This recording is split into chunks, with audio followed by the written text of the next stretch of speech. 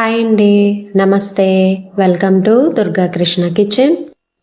Morning బ్రేక్ఫాస్ట్లోకైనా లేదా night డిన్నర్లోకైనా లేదా పిల్లలకి ఏదైనా స్నాక్స్ చేయాలనుకున్నప్పుడైనా అరగంటలోపు ఈజీగా ప్రిపేర్ చేసుకునే దోశలండి. టేస్ట్ అయితే చాలా బాగుంటుంది, కమ్మగా తినే కొద్దీ తినాలనిపిస్తుంది. ఇడ్లీ పిండి లేనప్పుడు, దోశల పిండి లేనప్పుడు ఏదో ఒక దోశలు వేసుకోవాలనుకుంటే ఒకసారి ఈ రెసిపీ ట్రై చేయండి. టేస్ట్ అయితే ఎవరికైనా నచ్చాల్సిందే, బాగుంటుందండి. టైం కూడా పెద్ద ఎక్కువ తీసుకోదండి. ఒక 20-30 నిమిషాల మధ్యలో అయిపోతుంది ఈ రెసిపీ అనేది. వీడియోలోకి వెళ్ళే ముందు మీరు కనుక ఫస్ట్ టైం నా ఛానల్ వ్యూ చేసినట్లయితే తప్పకుండా వీడియోని లైక్ చేసి, షేర్ చేసి, కామెంట్ చేయండి. మీరు లైక్ చేయడం వల్ల ఈ వీడియో అనేది మరికొంతమందికి రికమెండ్ అయ్యే ఛాన్స్ ఉంటుంది. అలానే ఛానల్ని సబ్స్క్రైబ్ చేసుకుని పక్కనే ఉన్న బెల్ ఐకాన్ని క్లిక్ చేయండి. ఇంకా లేట్ చేయకుండా ఈ దోశలు తయారీ విధానం ఎలాగో చూసేద్దాం.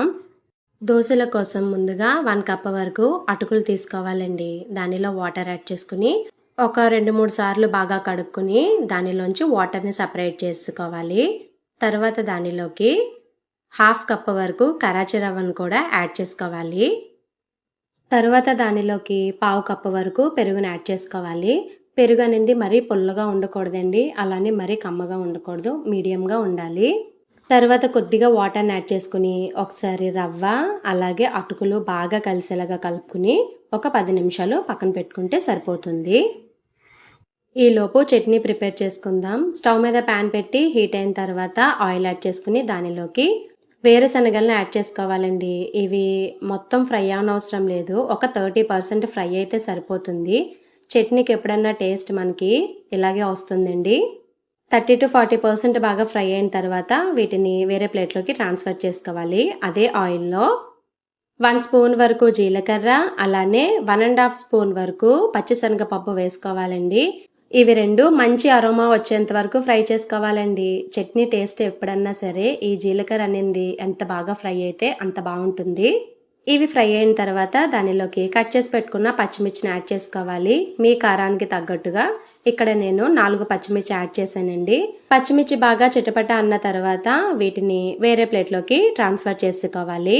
తర్వాత అదే ప్యాన్లోకి పెద్దగా కట్ చేసి పెట్టుకున్న టొమాటో ముక్కలు కూడా యాడ్ చేసుకోవాలి.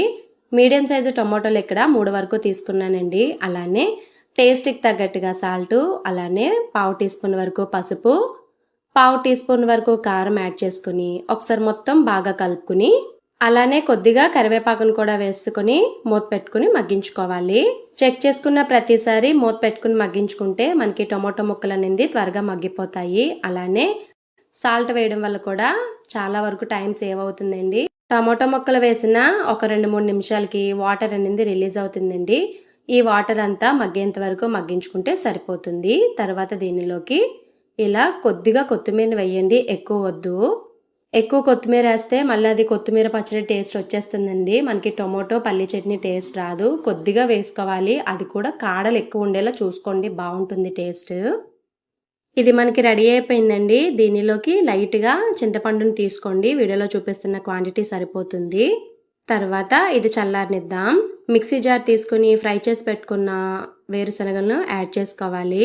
అలానే వెల్లుల్లిని కూడా యాడ్ చేసుకోవాలండి. ఒక 4-5 రెమ్మలు అయితే సరిపోతుంది.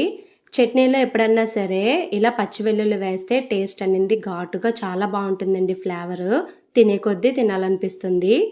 మీరు తాలింపులో వేయకపోయినా పర్వాలేదు, కానీ మిక్సీ జార్లో మాత్రం పచ్చి వెల్లుల్లి తప్పకుండా వేయండి. తర్వాత ఫ్రై చేసి పెట్టుకున్న టొమాటో ముక్కలను కూడా వేసేసుకోవాలి. తర్వాత దీనిలోకి లైట్గా వాటర్ని యాడ్ చేసుకుని బరకగా బ్లెండ్ చేసుకోండి. రైస్లోకి అయితే, అదే టిఫిన్స్లోకి అయితే పలుచగా బ్లెండ్ చేసుకోండి, సరిపోతుంది.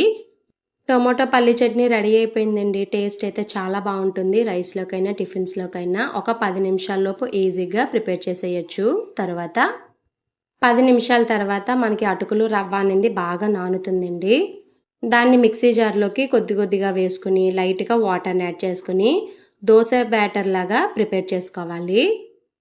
తర్వాత టేస్ట్కి తగ్గట్టుగా సాల్ట్ని యాడ్ చేసుకోవాలండి. అలానే 1/2 టీ స్పూన్కి కొంచెం తక్కువలో బేకింగ్ సోడాని కూడా యాడ్ చేసుకోవాలి.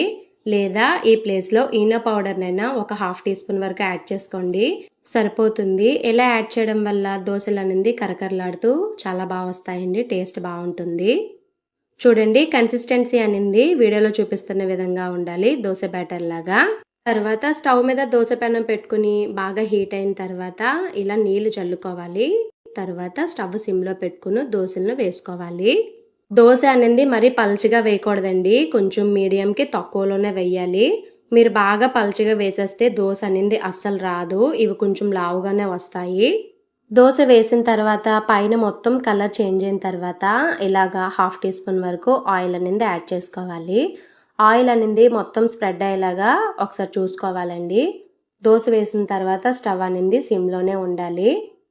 పైన కలర్ చేంజ్ అయిన తర్వాత స్టవ్ లో టు మీడియంకి చేంజ్ చేసుకుంటూ మంచి కలర్ వచ్చేంత వరకు ఫ్రై చేసుకోవాలి.